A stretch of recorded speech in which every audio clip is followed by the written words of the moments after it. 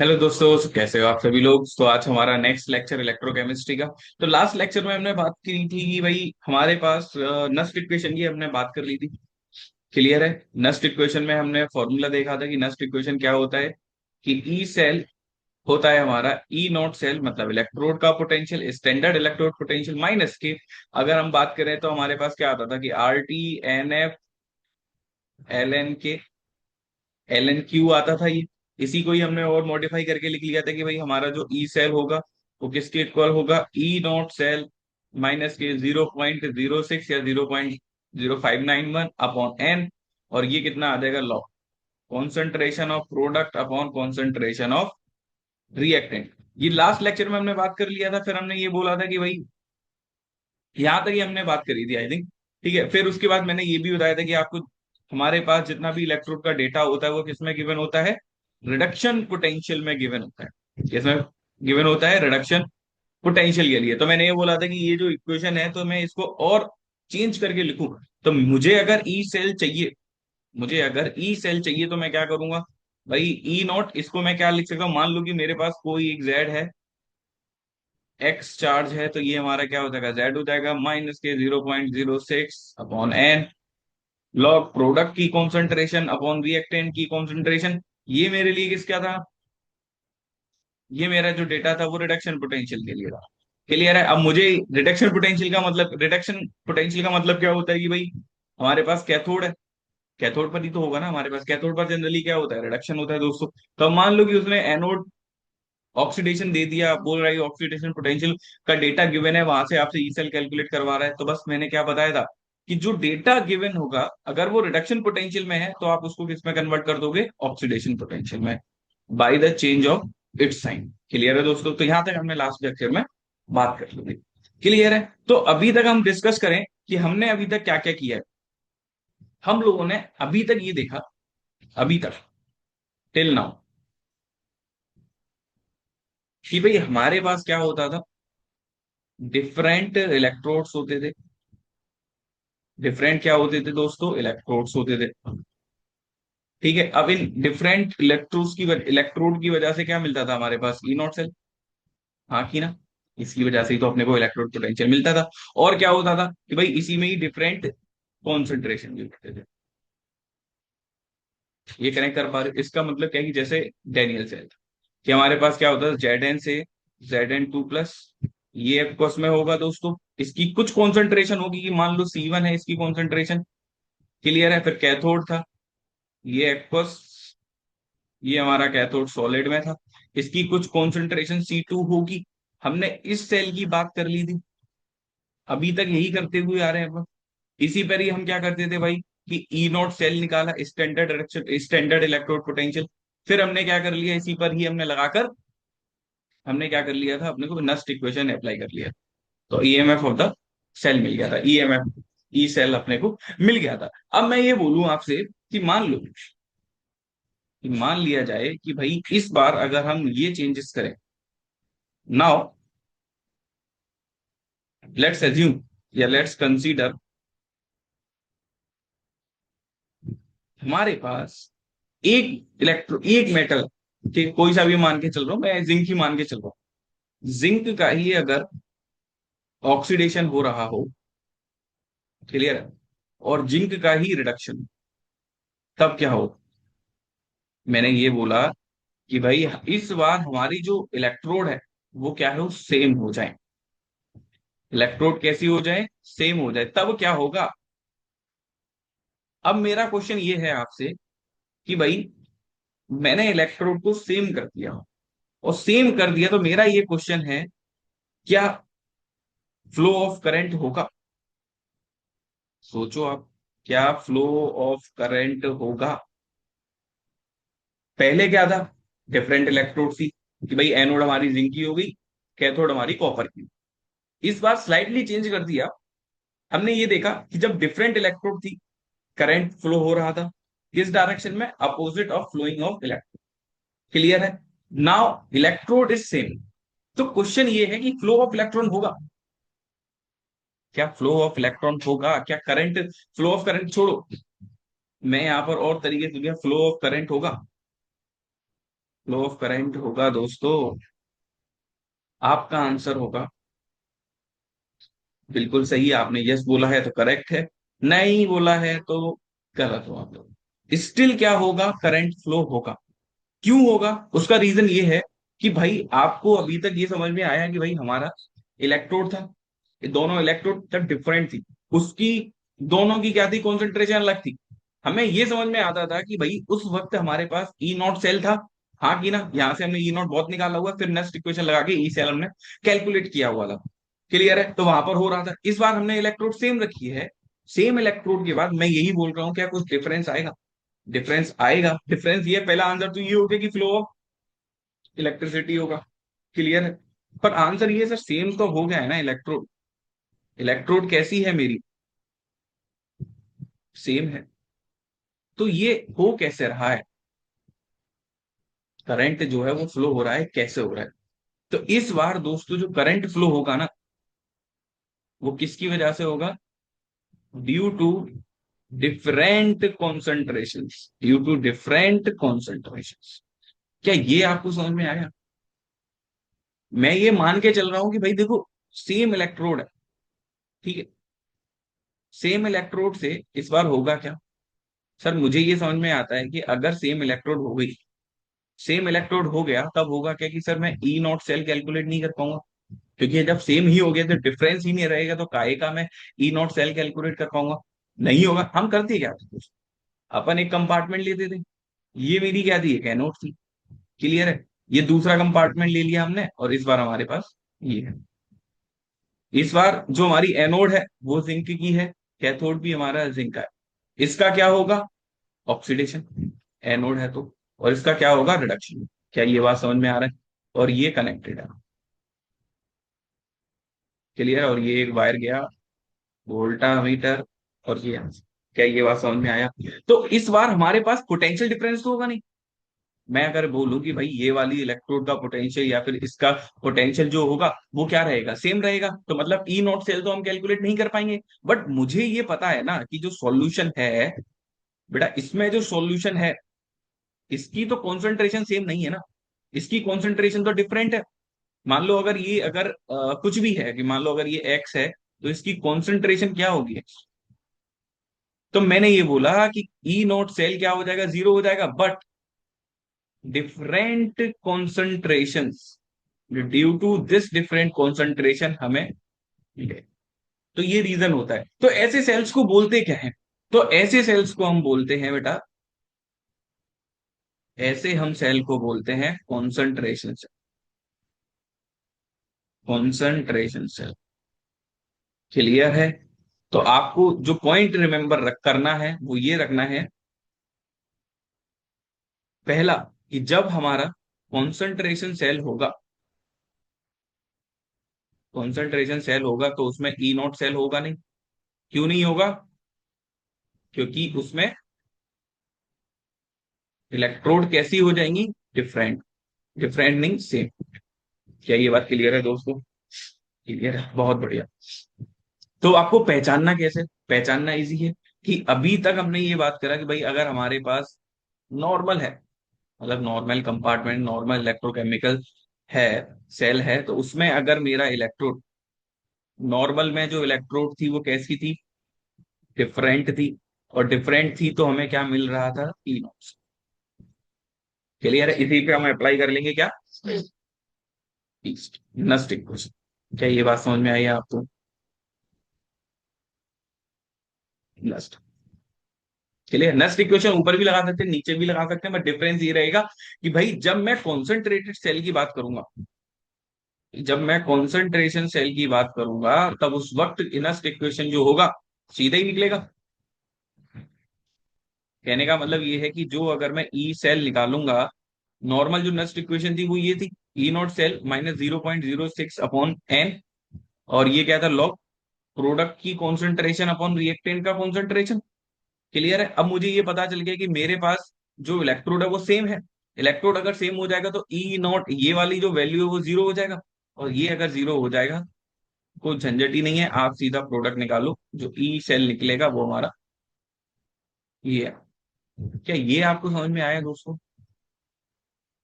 क्या ये आपको समझ में आया? ये क्या था?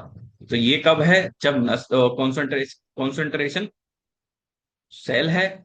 और ये जो नीचे वाला कब लगाएंगे? अगर हमारे पास नॉर्मल है तो हम क्या लगाएंगे? E cell equals to E naught cell minus के 0.06 अपॉन एन लॉग प्रोडक्ट की कॉन्सेंट्रेशन अपॉन रिएक्टेंट की कॉन्सेंट्रेशन। तब आपको ये कंफ्यूजन क्लियर हुआ होगा कब अपने को क्या लगाना है, कब अपने को नहीं लगाना।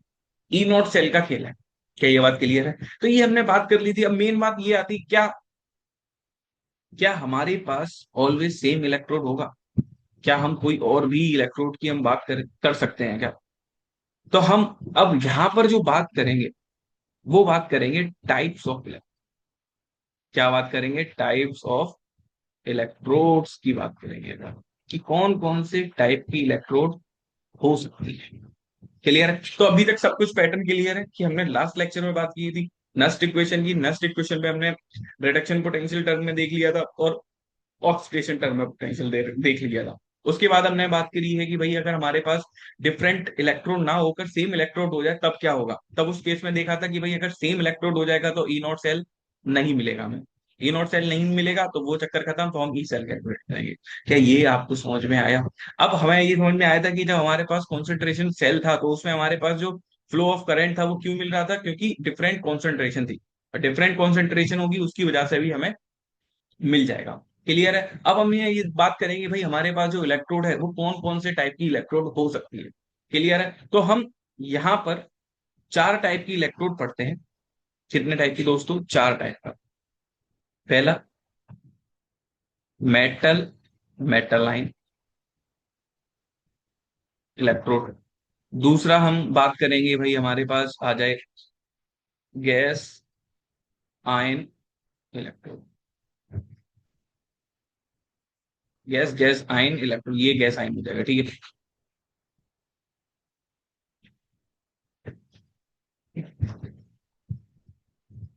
Gas gas ion electrode. ठीक है। तीसरा अपन बात करेंगे भाई रेडॉक्स की बात, जिसमें हमारे पास सेम हो जाए। ठीक है? Redox electrode. चौथा हमारे पास मोस्ट इंपॉर्टेंट है बेटा, हमारे पास इसमें बात करेंगे metal insoluble insoluble salt anion. इसकी हम बात करेंगे। हमारे पास हम चार टाइप की इलेक्ट्रोड पढ़ते हैं जिसमें हमारे पास चौथा मोस्ट इंपॉर्टेंट है जो कि एडवांस में आता है, जेई में आता है। ठीक है? इसकी रिएक्शंस वगैरह बहुत टाइप के इसमें क्वेश्चंस होते हैं तो अपन वो सारी बात करेंगे। क्लियर है? तो अपन एक एक करके स्टार्ट करते हैं। तो पहला वाला जो है मेटल मेटलाइन, थोड़ा बहुत अगर आइडिया लगाओ तो ये हम ऑलरेडी पढ़ चुके हैं। आप पूछोगे सर कैसे? तो दोस्तों बस आपको ये याद रखना है, मैंने क्या बोला कि हमारे पास एक मेटल होगा और उसी का क्या होगा? अनाइन होगा। तो सबसे पहले मैंने केस लेके चलता हूँ कि भाई हमारे पास क्या हो जाए? मेटल मेटलाइन। मेटल होगा और मेटल का आयन होगा। Metal मेटलाइन electrode. क्लियर है? तो इसमें क्या होगा? इसमें ये होगा कि भाई आपके पास एक कंपार्टमेंट होगा, या फिर रिएक्शन लिखूं या फिर सीधा सीधा लिख देता हूँ कि यहाँ पर मान लो कि अगर जिंक है तो जिंक का ऑक्सीडेशन हो जाना। ठीक है? या अगर एनोड की हम बात करें तो उस पर ऑक्सीडेशन हो जाएगा, या कैथोड की अगर हम बात करें तो Zn से ये पूरा सेल इस तरीके से हो जाएगा। क्लियर है? Metal metal ion half cell हो गया, इसी को हम बोलते हैं। क्लियर है दोस्तों? तो इसमें होता क्या है? इसमें एनोडिक कंपार्टमेंट और कैथोडिक कंपार्टमेंट की मैं आपको रिएक्शन बता देता हूँ कि इसमें होता क्या है। तो इसमें ये होता है कि भाई हमारे पास जो एनोड होती है, एनोड पर क्या होता है? ऑक्सीडेशन। तो ऑक्सीडेशन होगा तो जिंक से जिंक 2+ जाएगा, 2 इलेक्ट्रॉन खाएगा ये। क्लियर है? और कैथोड की अगर हम रिएक्शन लिखें तो कैथोड पर क्या होगा कि भाई जेड जिंक जो होगा वो 2 इलेक्ट्रॉन खाएगा और 2 इलेक्ट्रॉन खाकर वो क्या कर लेगा? जिंक। क्या ये आपको समझ में आया? ये इसकी इस तरीके से हम सेल रिएक्शन दिखा सकते हैं। ठीक है? इलेक्ट्रोड की रिएक्शन दिखा सकते हैं, क्योंकि इलेक्ट्रोड की हम बात क्यों कर रहे हैं? क्योंकि हम पूरे कंपार्टमेंट को नहीं लेके चल रहे हैं, हम बस एक कंपार्टमेंट को लेके चल रहे हैं, उसी का हम रिएक्शन बता रहे हैं। क्लियर है? तो अब इसके अगर रिप्रेजेंटेशन लिखेंगे हम, तो रिप्रेजेंटेशन हम कैसे लिखते हैं? मैंने ये बोला अगर हम कैथोड एनोड के लिए लिखते हैं तो एनोड पर हमारे पास क्या दिखाना पड़ेगा, सबसे पहले मेटल, और उसी का क्या दिखाना पड़ेगा अपने को, ऑक्सीडेशन। क्या ये आपको समझ में आया? और कैथोड पर क्या होगा, कैथोड पर सर ये हो जाएगा Zn2 एक्वस, किसमें कन्वर्ट हो रहा होगा, इसमें कन्वर्ट हो। क्या ये आपको समझ में आया दोस्तों? मैं ये उम्मीद करता हूँ ये आपको समझ में आया हो, क्योंकि हम ये ऑलरेडी पढ़ चुके हैं। क्लियर है? दूसरा आया, दूसरा गैस आइन।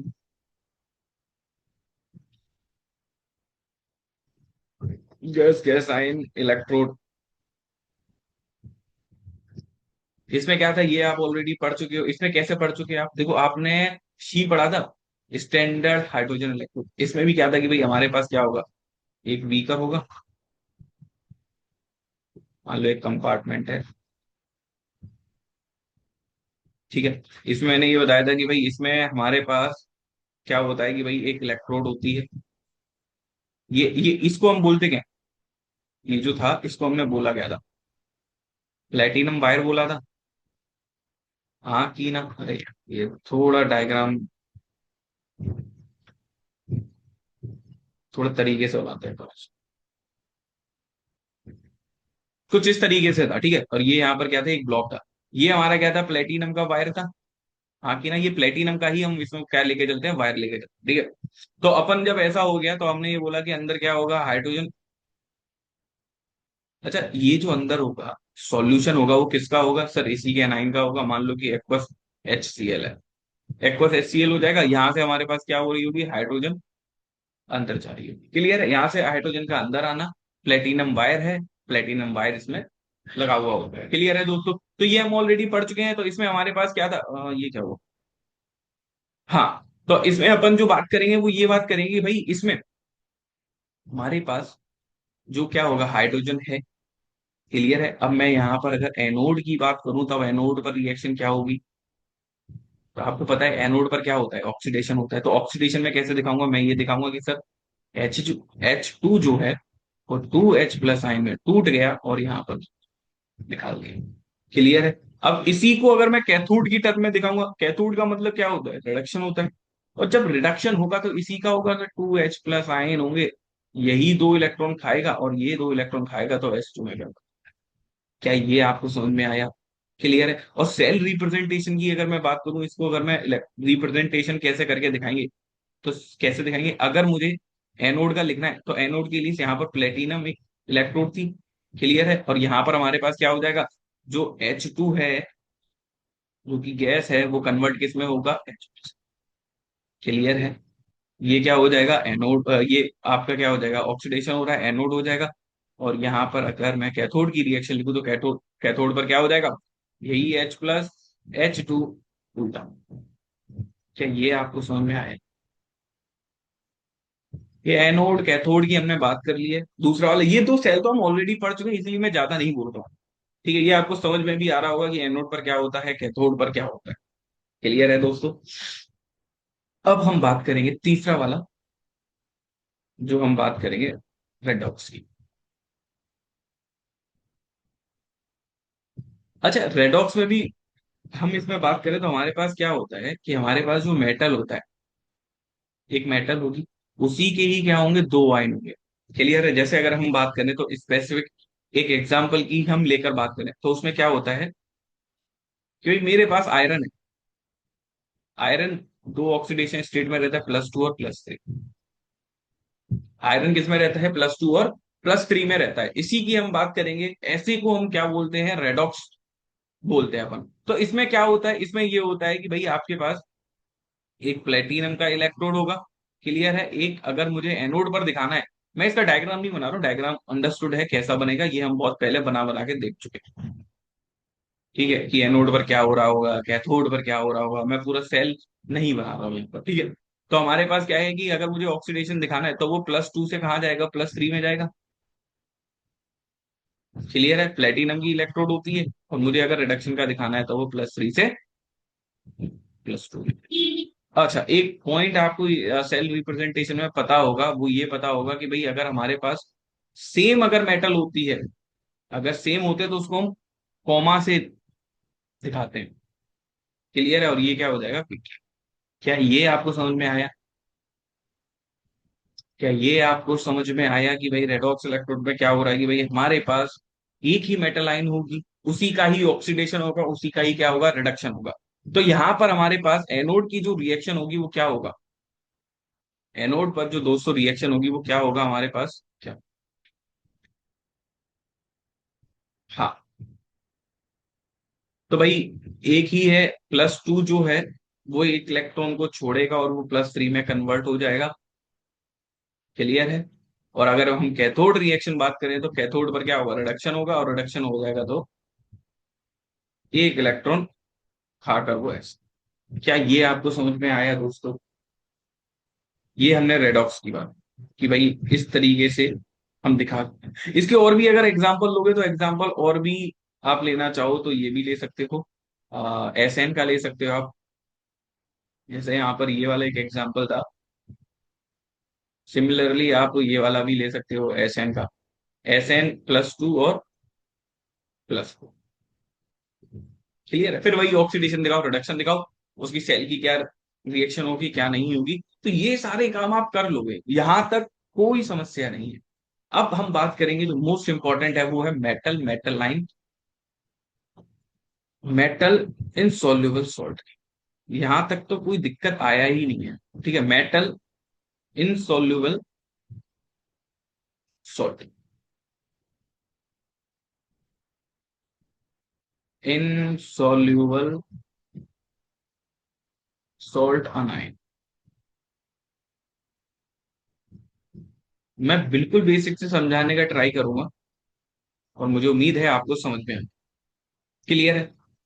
तो देखो सबसे पहले हम बात करें तो हमारे पास क्या है, ऊपर एक मेटल है, मतलब एक मेटल आपको गिवन। क्लियर है। वो मेटल में मान के चल रहा हूँ कि Ag। क्लियर है दोस्तों, मैं सीधा एग्जांपल ही लेके चल रहा हूँ, जनरल नहीं बता रहा हूँ। तो मेरे पास Ag की एक मेटल है, उसने क्या बोला है, मेटल इनसॉल्युबल सॉल्ट। ये आपको दिमाग में रखना है कि जो इनसॉल्युबल सॉल्ट होगा, जो आपने मेटल ली है उसी का ही आपको सॉल्ट लेना पड़ेगा। क्लियर है। इनसॉल्युबल से आप समझते क्या हो, सबसे पहले अगर हम बात करें कि सर ये जो आपने लिखा है इनसॉल्युबल सॉल्ट, इसका मतलब क्या होता है। ठीक है। तो इसका मतलब ये होता है कि आप इसकी जो सॉल्युबिलिटी होगी, जो भी सॉल्ट होगा, बेटा जो भी सॉल्ट होगा उसमें क्या होगा, उसकी लेस सॉल्युबिलिटी। लेस क्या होगा, उसकी सॉल्युबिलिटी होगी। सॉल्युबिलिटी क्या होता है कि भाई कोई भी सॉल्यूट मैक्सिमम अमाउंट में कितना घुल सकता है। क्या ये आपको समझ में आया। लेस सॉल्युबिलिटी, जो घुलते ही नहीं है। मतलब आपने जैसे एक तो अपने को ये बताया लाइव एग्जांपल से कि भाई मैंने जब एक ग्लास ऑफ वाटर लिया, उसमें मैंने सॉल्ट को डाला, उसमें मैंने सॉल्ट को डाला। तो सॉल्ट का मतलब क्या हो गया, नमक डाल दिया। सॉल्ट, ठीक है, नमक डाल दिया, नमक क्या करेगा, पानी में आकर पूरा घुल जाता है। और ये आपने लाइव एक्सपेरिमेंट देखा हुआ है, हाँ कि ना सर, पूरा घुल जाता है। अब ये ऐसा सॉल्ट होगा जो घुलेगा नहीं, मतलब वो डिसोसिएट नहीं हो, घुलेगा बिल्कुल नहीं। जब वो घुलेगा नहीं तब क्या होगा, सर घुलेगा पर वो बहुत कम घुलेगा। मैं ऐसा नहीं बोल रहा हूँ कि आपने सॉल्ट डाला और वो पत्थर की तरह रहा, पानी में रह गया, नहीं। वो ऐसा होगा, हल्का सा क्या होगा, टूट जाएगा, हल्का सा। ये नहीं कि पूरा का पूरा उसमें घुल जाएगा, ऐसा कभी नहीं होगा। क्या ये आपको समझ में आया। तो इनसॉल्युबल सॉल्ट क्या होते हैं, ऐसे सॉल्ट जिनकी सॉल्युबिलिटी क्या होती है, बहुत ज्यादा लेस होते हैं। और इनका जो टर्म नाम जो दिया जाता है वो क्या दिया जाता है दोस्तों, ऐसे सॉल्ट को sparingly salt, soluble salt. Clear है। ऐसे सॉल्ट क्या होते हैं, स्पेरिंगली सॉल्ट, जो बहुत कम ही होते हैं। क्लियर है। तो मैं आपको ये बोल के चल रहा हूँ कि भाई मेरे पास जो मेटल आयन होगा उसी का आपको क्या चाहिए होगा, सॉल्ट चाहिए होगा। क्लियर है दोस्तों। तो मैं यहाँ AgCl ले, इसी का मैंने सॉल्ट लिया। अब मुझे क्या चाहिए, अनाइन चाहिए। तो अनाइन भी आपको सेम लेना पड़ेगा जो आपका सॉल्ट में होगा, जो यहां आपने लिया है। क्या ये बात मेरी समझ में आ रहा है। इसको हम क्या बोलते हैं, मेटल इनसॉल्युबल। क्या आपको समझ में आया दोस्तों, कुछ हल्का सा डाइजेस्ट हुआ। मैं अगर एक और एग्जांपल लेकर चलूं, मान लो कि मेरे पास Age ही मेटल है, इस बार मैंने जो सॉल्ट लिया वो AgBr का ले लिया। इनसॉल्युबल सॉल्ट का क्या बताया था, जो मेटल होगी वो मेटल सेम रहना चाहिए, अनाइन आप कोई सा भी ले लो। मैंने इस बार क्या ले लिया, AgBr ले लिया। अब जो अनाइन होगा वो क्या होगा दोस्तों, Br-। अनाइन कैसा होगा, Br-। तो ये कुछ जनरल टर्म है जो आपको याद हो। क्या ये समझ में आया। मुझे लगता है ये आपको यहां तक तो कोई दिक्कत नहीं हुआ। क्लियर है? अब इसमें होता क्या है, मैं आपको डायग्राम बना के दिखा। तो डायग्राम कुछ इस तरीके से होता है कि भाई आपके पास यहां होना था।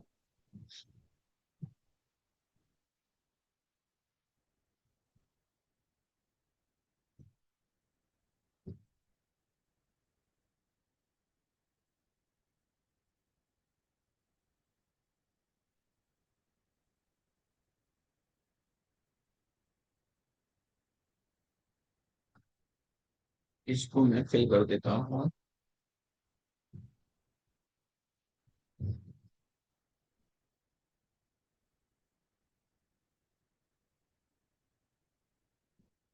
क्या या ये तो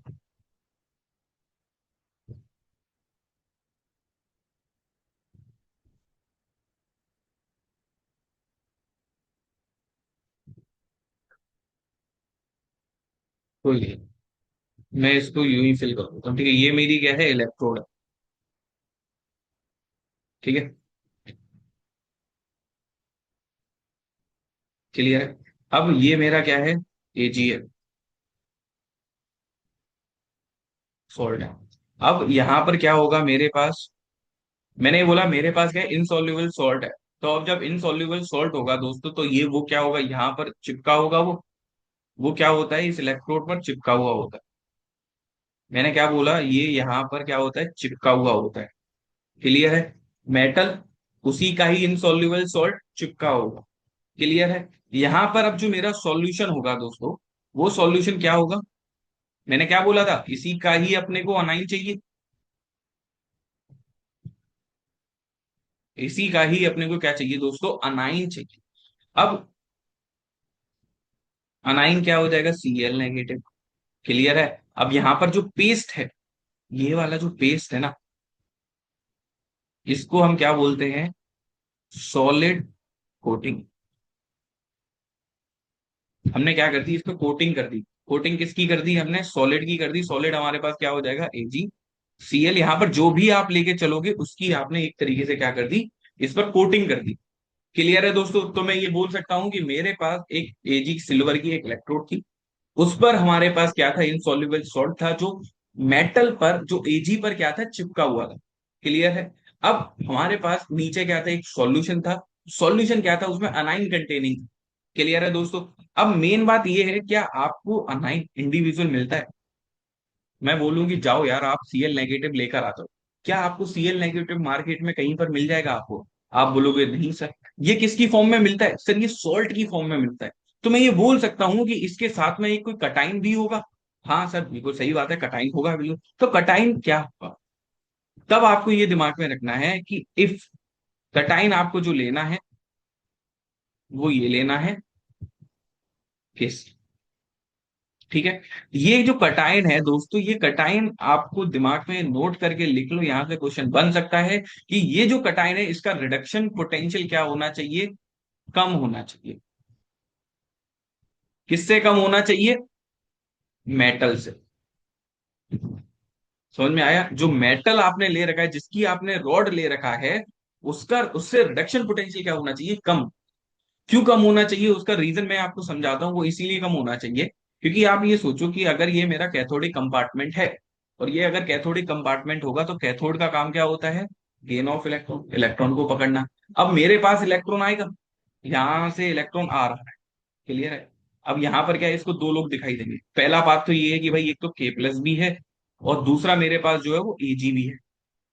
दोनों ही पकड़ सकते हैं। अब इसकी अगर रिडक्शन पोटेंशियल ज्यादा हो जाएगा तो ये पहले पकड़ लेगा, और ये अगर पकड़ लेगा तो सेल में फिर गड़बड़ आ जाएगा। तो हम हमेशा ये बोलते हैं कि हमारे पास जो अनाइन, जो कटाइन है, वो उसका रिडक्शन पोटेंशियल कम होना चाहिए मेटल से। समझ में आया? इस कटाइन का कोई काम नहीं है, इस कटाइन का बस ये काम है, क्योंकि ये सॉल्ट में मिलता है अपने को। अपने का काम क्या था, हमें एक अनाइन चाहिए था, अनाइन खाली मिलता नहीं है, तो वो कैसे मिलेगा अपने को, सॉल्ट की फॉर्म में मिलेगा। क्लियर है? सॉल्ट अपने को देख, क्या ये आपको यहां तक समझ में आया दोस्तों? मैं ये उम्मीद करके चलता हूँ यहां तक आपको कोई दिक्कत नहीं लगी। क्लियर है? अभी तक हमने क्या बात करी, हमारे पास जो इलेक्ट्रोड, जो जिस टाइप की हम टाइप्स ऑफ इलेक्ट्रोड की बात कर रहे थे, जिसमें मेटल इनसॉल्युबल सॉल्ट अनाइन क्या होता है, बहुत ज्यादा इंपॉर्टेंट है। क्लियर है? तो हमने देखा कि हमारे पास मेटल है, सही बात है। इनसॉल्युबल सॉल्ट, सर HCl ले लिया। हमें सॉल्ट कौन सा चाहिए, जो हमने मेटल को यूज किया हुआ। अब अनाइन चाहिए, अनाइन कौन सा चाहिए, जो सॉल्ट में यूज हुआ है। कटाइन, यहां पर हमें वो लेना है जिसकी रिडक्शन पोटेंशियल क्लियर है दोस्तों। तो मैं ये उम्मीद करता हूं आपको यहां तक समझ में। अब मुझे जो चाहिए वो ये चाहिए कि भाई अपने को अब वो चाहिए सेल रिएक्शन। कि भाई सेल नहीं, इलेक्ट्रोड रिएक्शन, सेल की हम बात नहीं कर रहे दोस्तों, इलेक्ट्रोड की हम बात। तो मैंने क्या किया, मुझे अब इलेक्ट्रोड चाहिए। इलेक्ट्रो रिएक्शन अब होगी क्या, तब रिएक्शन के लिए आपको ये याद रखना है कि भाई मेरे पास ये एक कंपार्टमेंट है, फिर से वही बनाता हूँ। ठीक है, अंदर अपना मस्त क्या है, एक सॉल्यूशन है KCl का। क्लियर? और जो इलेक्ट्रोड हमने ली है, उस इलेक्ट्रोड के आसपास क्या है, सॉलिड कोटिंग। क्लियर है? मैं AgCl का ही एग्जांपल लेके चल रहा हूं। मान लो कि मेरे पास Ag की रॉड है, ठीक है, और ये जो है वो AgCl है, सॉलिड। क्लियर है? और ये हमारा क्या हो जाएगा, अनाइन। क्लियर है? तो ये हमारे कंपार्टमेंट की उस तरीके का हमारे पास रिप्रेजेंटेशन हो गया कि कैसे हमें बनाना है। क्लियर है? अब अपने को चाहिए रिएक्शन। ठीक है, रिएक्शन एनोड की और कैथोड की रिएक्शन लिखना है। उससे पहले मैंने ये बताया था कि आपको कि हमारे पास जो इनसॉल्युबल सॉल्ट होता है, जो AgCl है, इसकी क्या होती है, लेस सॉल्युबिलिटी होती है। इसकी क्या होती है, लेस सॉल्युबिलिटी होती है दोस्तों। अब लेस सॉल्युबिलिटी है, इसका मतलब ये तो नहीं है कि यार वो बिल्कुल खुलेगा नहीं। थोड़ा बहुत तो डिसोसिएट हो जाएगा ना, टूट जाएगा ना। और जब ये अगर टूटेगा तो मैं ये बोल सकता हूं कि सबसे पहले जो टूटेगा वो क्या टूटेगा, AgCl सॉलिड है, ये क्या करता है, थोड़ा बहुत टूटेगा। और जब वो टूटेगा तो Ag plus aqueous Cl negative aqueous.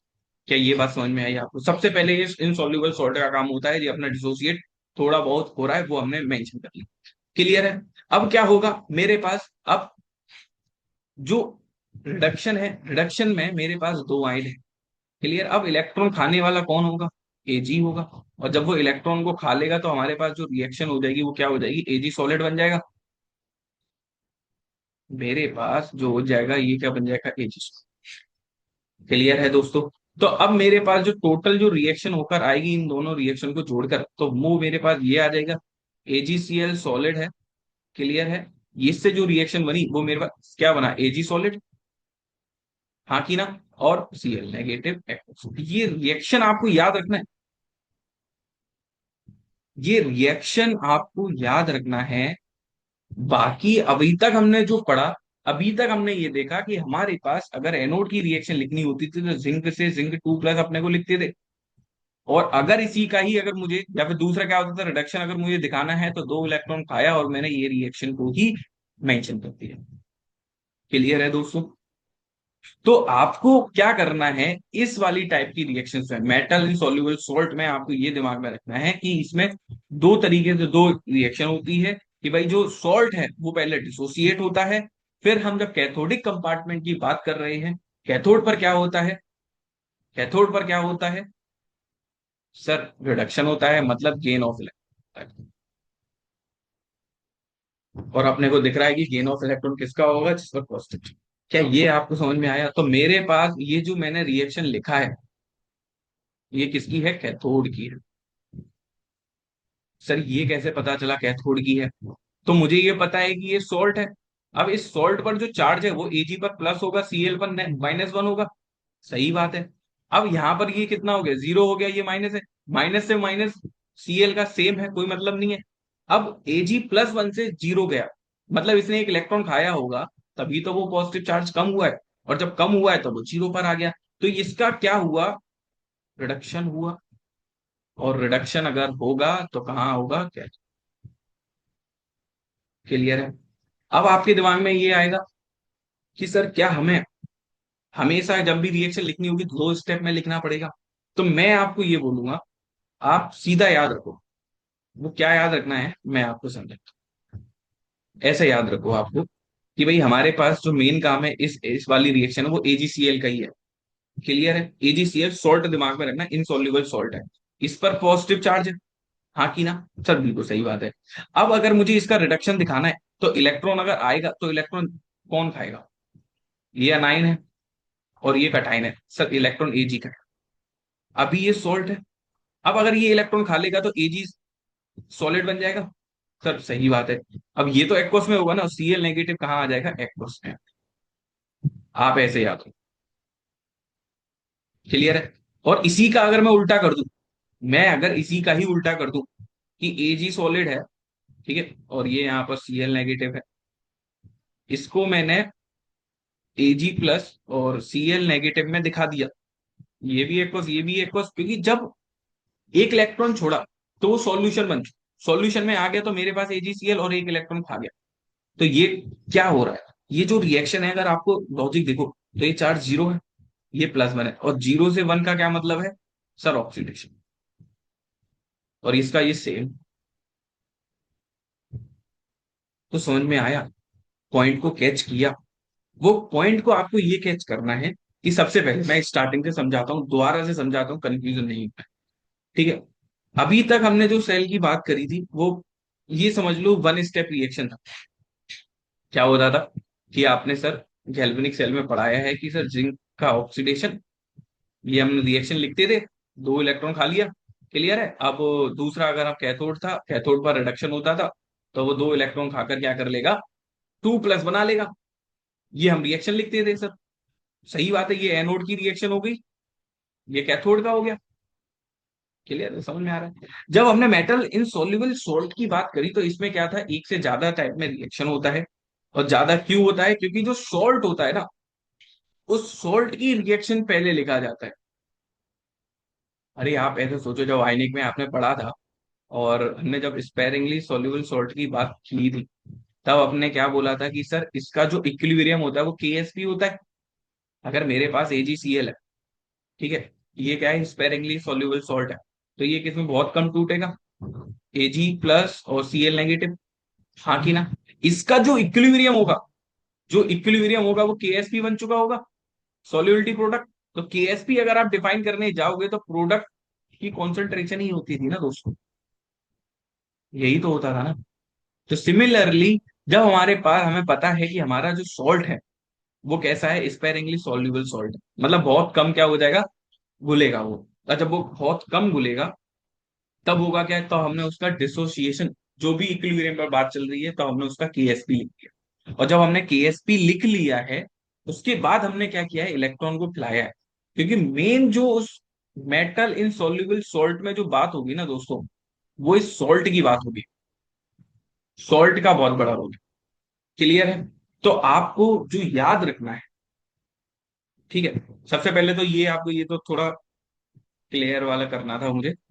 तो मैं अगर रिएक्शन की हम बात करें तो इसको थोड़ा हटाते हैं। ठीक है?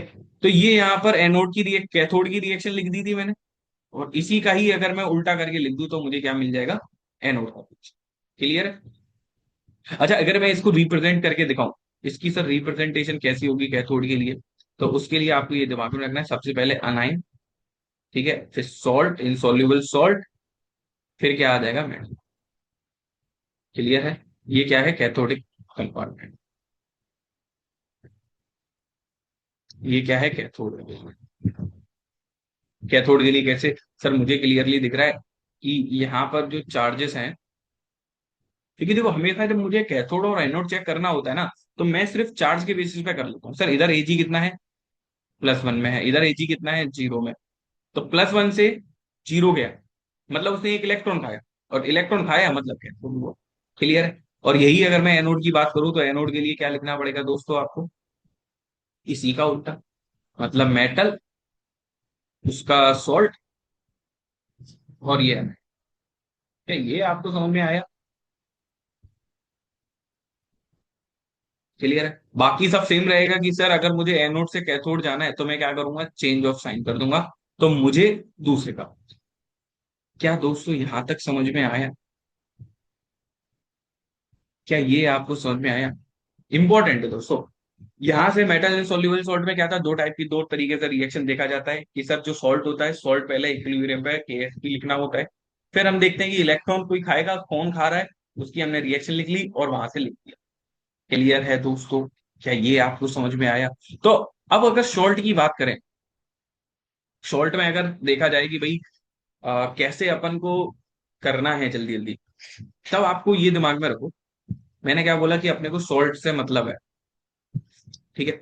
अब सॉल्ट की अगर बात होगी तो मैं अगर एक एनोड का रिएक्शन लिखना है, या कैथोड की पहले लिखते हैं, तो कैथोड की रिएक्शन लिखने के लिए एक इलेक्ट्रॉन कोई खाएगा, और कोई अगर एक इलेक्ट्रॉन खाएगा और AgE खाएगा, सिल्वर सॉलिड बन जाएगा, दूसरा एक अनायन। क्लियर है?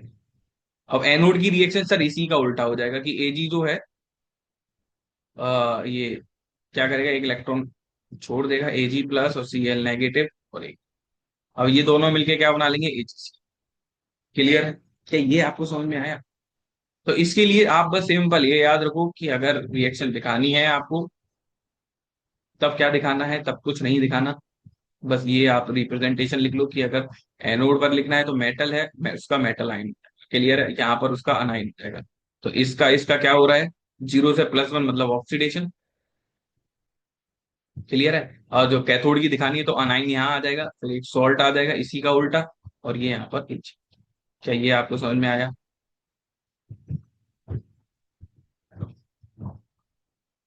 ये +1 से कुछ, Cl सेम है, माइनस माइनस तो हम देखेंगे। क्या ये आपको समझ में आया? तो बस ये था मेटल इनसॉल्युबल सॉल्ट की फॉर्म। बस थोड़ा सा अंतर ये है कि पहले हम जो बात कर रहे थे वो एक सिंगल स्टेप रिएक्शन की बात कर रहे थे, इस बार दो की हम बात कर रहे हैं। क्या ये आपको समझ में आया? अगर हम AgBr की बात करें तो AgBr का भी सेम हो जाएगा सर, इस बार जहां पर Cl है वहां पर Br। तो आप लोग एक बार AgBr को लेकर, सॉल्ट को लेकर आप सॉल्व करना, ठीक है। तो आई होप ये आपको समझ में आया होगा। अब इसी में भी अगर हम एक बात करें तो जैसे कैलोमल इलेक्ट्रोड आता है, कैलोमल इलेक्ट्रोड की हम बात करें, कैलोमल इलेक्ट्रोड से पहले अपन अगर हम इसके E0 की बात करें तो हम क्या करते थे, हम जब गैल्वेनिक सेल की हम बात कर रहे थे, ठीक है, तो गैल्वेनिक सेल में हमने धीरे धीरे पढ़ा कि सर हमने उसका इलेक्ट्रोड का पोटेंशियल निकालना सीखा, जैसे हमने E0 सेल बोला स्टैंडर्ड कंडीशन पर, फिर उसी पर हमने नस्ट इक्वेशन को अप्लाई। क्लियर है? फिर उसके बाद हमने देखा था कि ये जो पूरा केस था, गैल्वेनिक जो सेल था दोस्तों, इसमें हमने क्या बात करी थी कि भाई इसमें जो था, इलेक्ट्रोड जो थी हमारी वो कैसी थी, सर वो तो डिफरेंट, जिसकी वजह से अपने को E0। अब दूसरा ऐसा आ जाए कि भाई इलेक्ट्रोड अगर सेम हो जाए, तब हमने ये बोला था कि भाई E0 तो आ ही नहीं सकता। क्यों नहीं आ सकता? क्योंकि दोनों ही इलेक्ट्रोड सेम हो गई, दोनों इलेक्ट्रोड सेम हो गई, तो ये हमारा नहीं। फिर हमने नेक्स्ट इक्वेशन निकाल ली, ई हमने निकाल दिया था। ठीक है दोस्तों, यहां तक हमने बात कर ली। फिर हमने बात करी डिफरेंट टाइप ऑफ इलेक्ट्रोड, या हमने टाइप ऑफ इलेक्ट्रोड की जब हमने बात करी, टाइप्स ऑफ इलेक्ट्रोड, हम इसकी अगर बात कर रहे हैं तो इसका भी तो E0 होगा ना, और इसका अगर E0 होगा तो ई नेक्स्ट इक्वेशन तो लगाएंगे ना अपन, हाँ कि ना? अरे मैं ये बोल रहा हूं कि भाई इलेक्ट्रोड है, इसका E0 होगा, और E0 अगर होगा तो मुझे क्या चाहिए होगा, सर नस्ट इक्वेशन भी तो लगा सकते हैं। तो नस्ट